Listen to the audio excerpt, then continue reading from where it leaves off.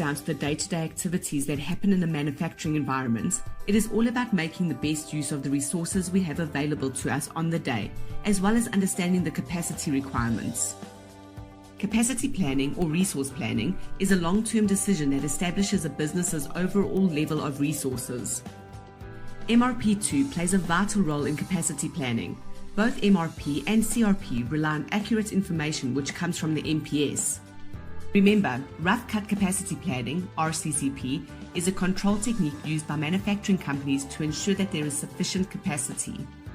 Resource planning and RCCP both use the Bill of Resources to calculate the capacity requirements of the master production schedule.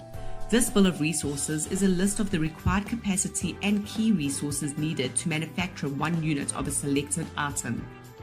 The forecast from the production plan is combined with the actual customer orders and fed into the MPS as a gross requirement. Once that quantity is determined, a rough check is made of what critical resources are required with any potential bottlenecks. This check is the RCCP.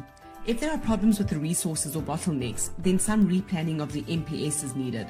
Whatever happens, the MPS should not proceed until there is alignment within the RCCP.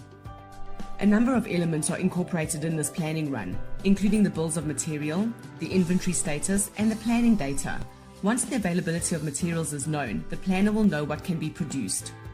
Before any production schedule can be produced, however, a check must be done against the actual available capacity at work center level. Now remember, units that can be defined as work centers are machines, people, and production lines. MRP2 assesses daily the status of all material receipts and issues, the status of manufacturing operations, the status of purchasing activities, and the status of components that have been rejected. It also identifies any activities that are failing. 3 items constitute input into the MRP control system: the forecast of demand for end items, the associated bill of materials, the BOM, and the current inventory status.